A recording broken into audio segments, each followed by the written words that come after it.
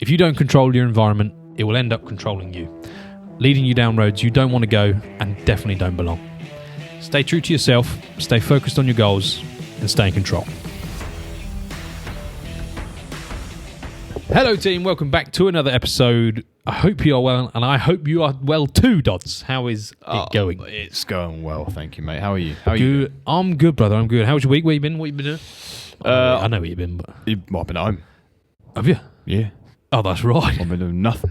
You slack. That's right. No, that's a lie. I've been travelling. You know I have. You know where I've been. China. Yeah. Just got back from China. It was tough out there. It's always so. I find it hard. I find China hard. It's a tough place to be. It's the smog, man. Way away from home. It's scary. I find it scary in some cases. I find it fascinating. I do find it, but yeah, I know you mean scary. I just want to come home. Yeah. It's the smog, isn't it? It's the you wake up in the morning, you don't have direct sunlight on your skin. No. Yeah, you want the rays outside of this. Yeah. And there are no rays. You know it's daytime, but you don't know where the sun is. Yeah. It's like, yeah, we've been in Shanghai, haven't we? And it's just it's just amazing city. Yeah. But some issues out there. An hour each way took us to get to the hotel. What do you guys do? You just podcasting, graft on the way in? Well, to be fair, we chat. Nice, We're quite a chatty bus. Nice. Well, we'll chat around, we'll have a laugh with each other and talk about some different things, different ideas and stuff. Oh, nice. That's a good bus. So we are long, isn't it? A little bit independent on the way in. I listen to podcasts, try and read a book, something like that. Because again, the roads out there, they're quite steady. The bus drivers are very steady way out. So you don't get, I normally get car sick reading. But in these buses, it seems to be okay. But on the way back, we're quite social. Get the cards out. We have a little table in our coach and play play bullshit. Yeah, all those sorts of just little card games, or the queen that's missing, the one where the queen is deadly, and if you have it when you at the end game, you're dead. Just those sort of things. It's good fun. It's nice environment to be in, to wind down, to get into the graph when we get back to the hotel. That's right. Toilets in China are quite weird. Huh? Toilets. Yes. Similar to Japan, aren't they? Oh, yeah. Did I going on? Did I tell you about my issue that I had? No? Right. This is a serious issue that I had. Oh, here we go. I was new to this touchpad on the side of my toilet. Mm-hmm. And I've been for number 2, I'm going to be honest with you. And I wanted to experiment with all the array of buttons on the side of my toilet. And one of them was like a little fan indicator thing. And it was the first button on the row. I was going to work through them methodically. It's 2 rows of about 7 buttons each. Order. Yeah, exactly. Keep it simple. Nice orderly function. Anyway, I press the fan button, and I think it's for drying your bum after you do the jet wash thing. And obviously I hadn't done any jet washing yet. This is the first button. So the smell of the number 2 just came wafted up between my legs and into my face, and it was horrific. I was like, that's not Maybe that is right. I don't think that's right. It's just a smell function.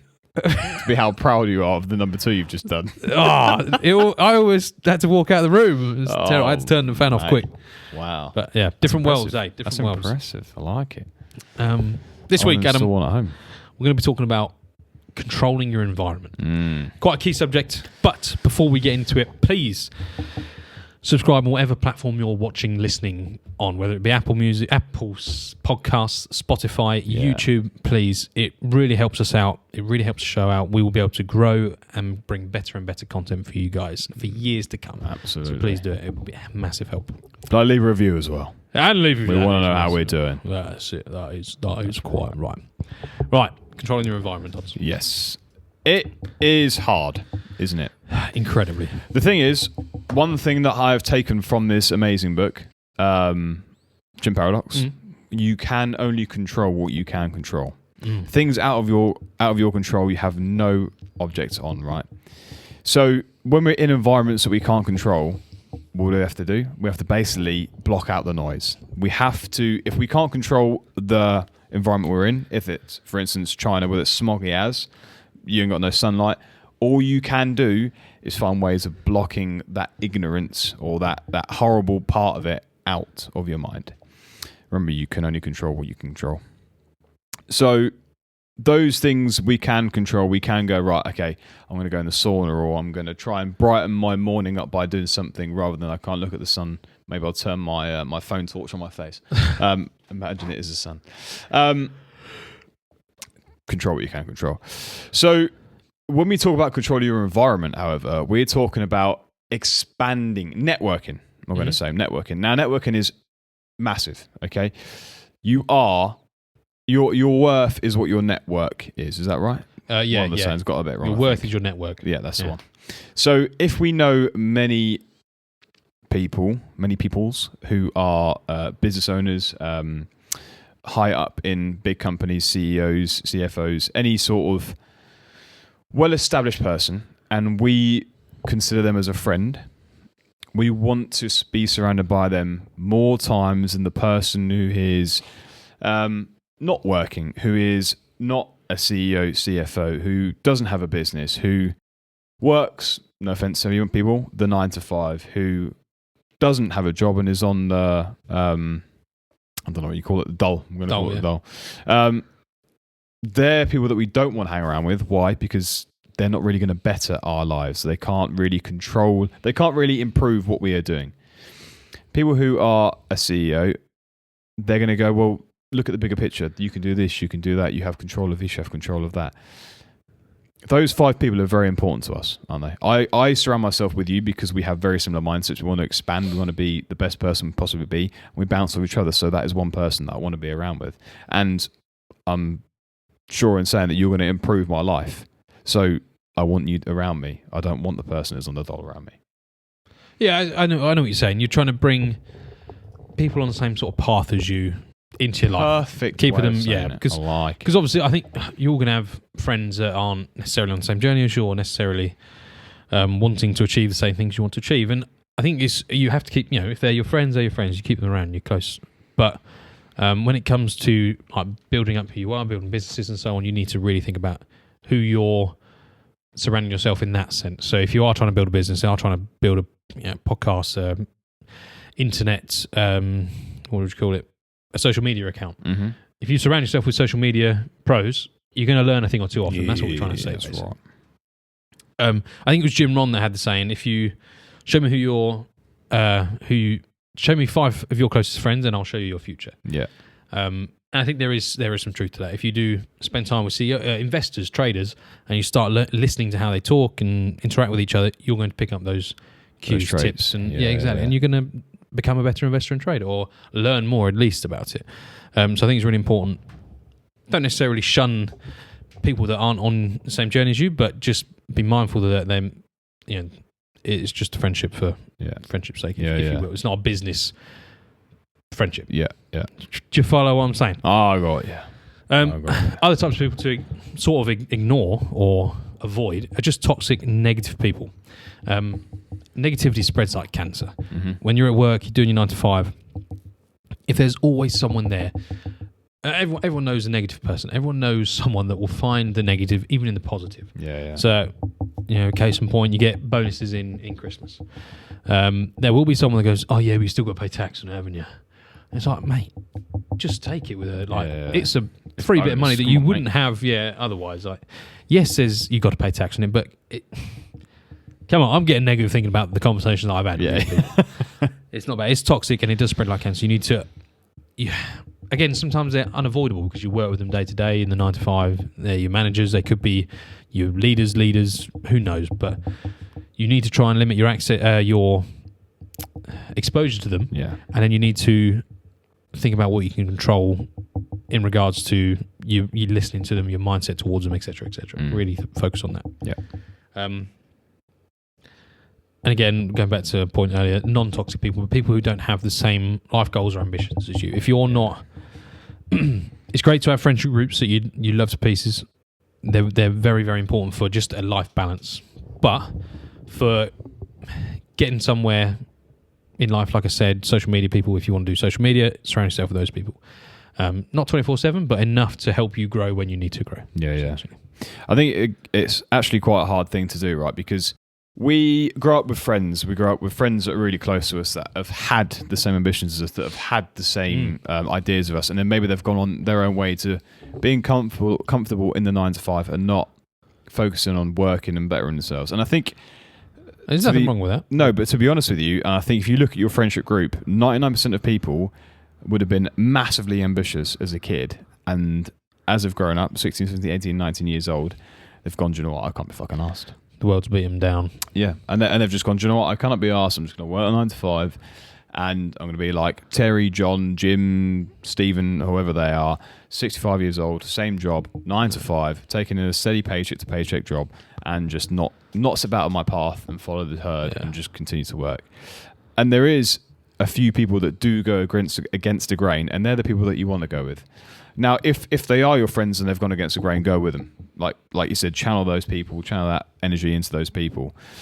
However, just because your friends, like you said, aren't going that same way, like, I got this a bit wrong, don't not talk to them anymore. They're still your friends for a very good reason. Just maybe don't take stock tips or advice from them, but still keep them your friends, right? But like you said, you are your future are your closest 5 friends. So absolutely. Be with the people that are looking to grow and change their life, and help them help you at the same time. Yeah, I've experienced people that have just sort of hunkered down and accepted the 9 to 5 life. Yeah, so you can see them. Some of the old boys at work done it for 30 plus years. That's my worst nightmare. Yeah, they're done in. They hate their job. Yeah, and that sort of filters over. It overflows into their personal life as well, and they're not happy at home. Yeah, they're just doing enough to get by. And what sort of life is that? I don't want to live that life. That's not for me. No, it makes me feel ill thinking that I'm living to get up, go to work for a few hours, and then come back home, and then get ready to go to work again. Like, yeah, it's not for me. No, nightmares. I think like you said, where it comes to does your work environment suit you?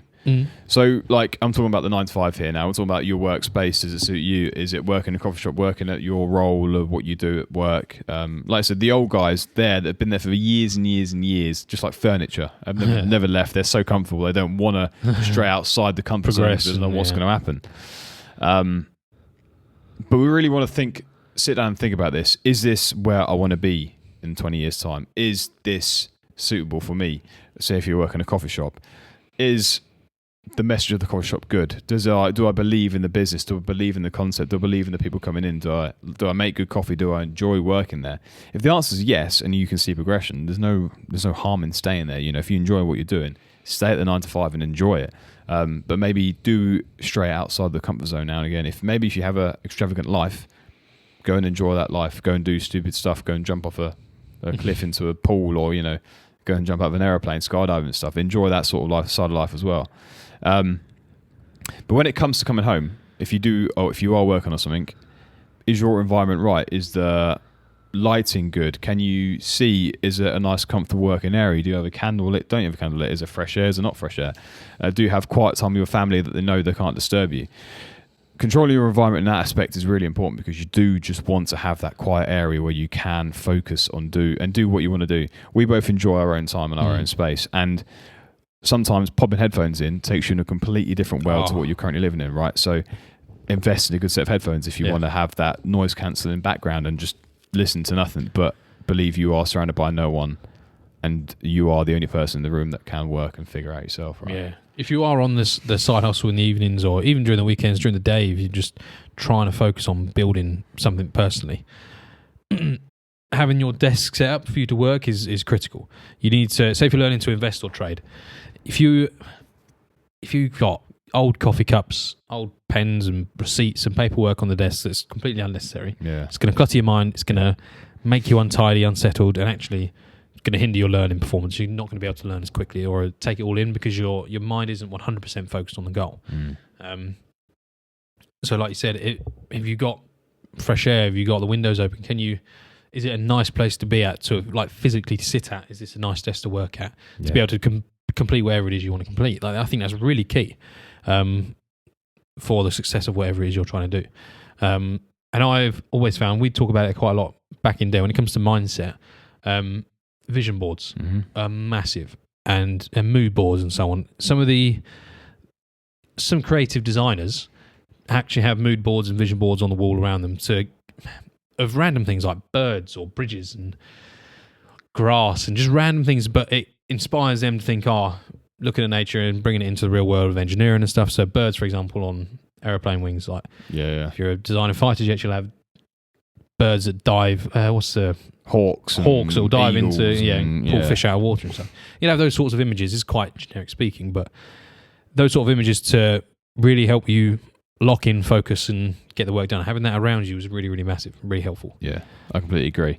I think when it comes to that sort of stuff as well, you talking about mood boards and visually seeing stuff, comedians and TV personnel, they had something called a green room back in the day. I'm not sure they have it now, but they go into the green room because it's like, I might be speaking completely out of my arse here, I'm just guessing, but the green room is something that is a room that is green that has things on the board that sort of cleanses your mind but also puts your mind to work. Now, imagine a comedian going out on stage and just trying to reel out all this funny stuff. They've got to remember that in their mind. 9 times out of 10, there's something they've heard before, or there's really good, funny, jokey people that they can just go bang, bang, bang and reel off all these funny words straight away. They don't just do that off the back. They've put so many hours into working their mind and progressing into new and impressive revenues of life that they've basically created their own vision board in their mind. And we can do that on a daily basis ourselves with mind work. For instance, meditating. When you meditate, you create a quiet, calmless, spaceless area in your mind that is full of tranquility and basically puts your mind in a state of rest and calmness. And just doing that in the morning, before work, before a workout, before whatever you want to do, puts you in a cleansed area and completely transforms your mood. And if you are one of the people that are being negative at work, try doing a bit of meditation because it changes your outlook on the day massively. And a bit of a sidetrack as well.